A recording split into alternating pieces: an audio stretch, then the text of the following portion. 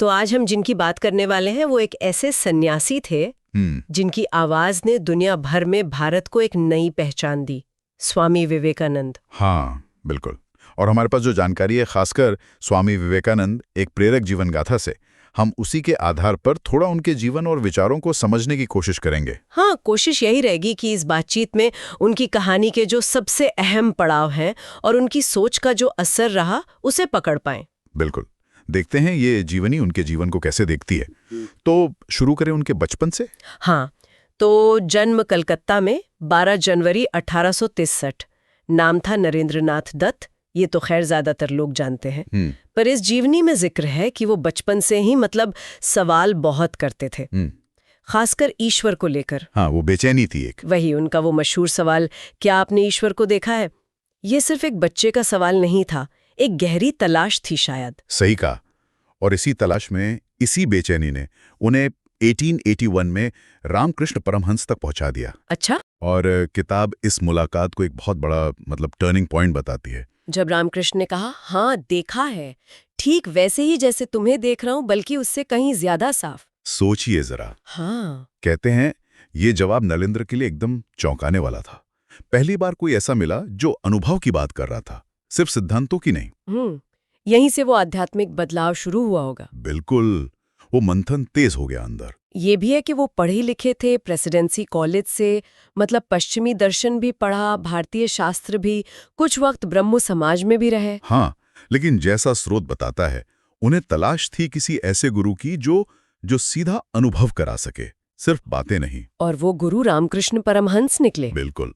और गुरु के देहांत के बाद वो सन्यासी बन गए, स्वामी विवेकानंद। फिर उन्होंने पूरे भारत की यात्रा की। हाँ, और वो सिर्फ कोई तीर्थ यात्रा नहीं थी। जीवनी इस पर जोर देती है कि इसी यात्रा ने उन्हें भारत की जो असली हालत थी वो दिखाई। कैसी हालत? भयंकर गरीबी, अशिक्षा, जाति पाति का जहर, लोगों का आत्मविश्वास एकदम टूटा हुआ। कहते हैं ये देखकर उनका दिल हिल गया। अच्छा। और इसी अनुभव ने उनके मिशन को बदल दिया। वो सिर्फ अपनी मुक्ति के लिए नहीं था। तो ये सिर्फ आध्यात्मिक ज्ञान की बात नहीं रही, बल्कि देश की हालत देखकर एक आग जली उनके अंदर। हाँ बिल्कुल, जैसा किताब में लिखा है, एक फकीर जिनकी आंखों में आग थी। उनका मिशन बन गया भारत को जगाना। उनका मानना था कि भाई भूखे पेट धर्म नहीं होता, पहले रोटी, पहले शिक्षा, पहले आत्मविश्वास। सही बात। और वेदांत की वो बात कि हर इंसान में ईश्वर है, हर आत्मा में शक्ति है, उसे जगाना है। नर सेवा ही नारायण सेवा, ये उनका मूल मंत्र बन गया। और फिर आया वो पल, 1893, शिकागो, विश्व धर्म संसद। हाँ, ऐतिहासिक। स्रोत बताता है कि न कोई फॉर्मल इनविटेशन था, न ज्यादा पैसे, बहुत मुश्किलें थी। लेकिन फिर भी पहुंचे, और जब बोलना शुरू किया, मेरे अमेरिकी भाइयों और बहनों, वो भाषण एक मील का पत्थर साबित हुआ। उसने पश्चिम को पहली बार हिंदू धर्म और भारतीय दर्शन की जो गहराई है, जो उदारता है, उससे मिलवाया। और ये भी कि उन्होंने सिर्फ हिंदू धर्म की बात नहीं, बिल्कुल नहीं। उन्होंने सभी धर्मों के सम्मान की बात की, सार्वभौमिक स्वीकृति की। वो एक तरह से भारत के आध्यात्मिक एम्बेसडर बन गए। पश्चिम में भारत की छवि बदली इससे। फिर जब वो 1897 में भारत लौटे, जाहिर है बहुत जोरदार स्वागत हुआ होगा। हाँ, बिल्कुल। और लौटकर उन्होंने रामकृष्ण मिशन की स्थापना की। अच्छा, रामकृष्ण मिशन, इसका मकसद क्या था? सिर्फ पूजा पाठ? नहीं, स्रोत कहता है ये व्यवहारिक वेदांत था।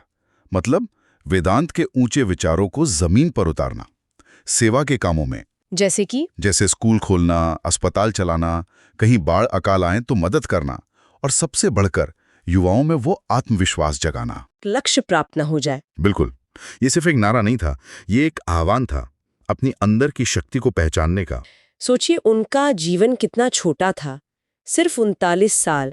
4 जुलाई 1902 को महासमाधि ले ली उन्होंने। हाँ, बहुत कम उम्र, लेकिन इतनी सी उम्र में जो असर वो छोड़ गए वो आज तक है। सही बात है। उनका प्रभाव आज भी दिखता है, खासकर युवाओं में जो प्रेरणा खोजते हैं। उनकी वो बातें, सेवा, कर्मयोग, निडर बनो, अपनी शक्ति को पहचानो, ये सब आज भी उतनी ही जरूरी लगती हैं ना। बिल्कुल। तो इस सारी बातचीत से हम क्या लेकर जा सकते हैं? शायद यही कि एक अकेला इंसान भी अगर उसके विचारों में दम हो, दिल में जुनून हो, तो दुनिया पर कितनी गहरी छाप छोड़ सकता है।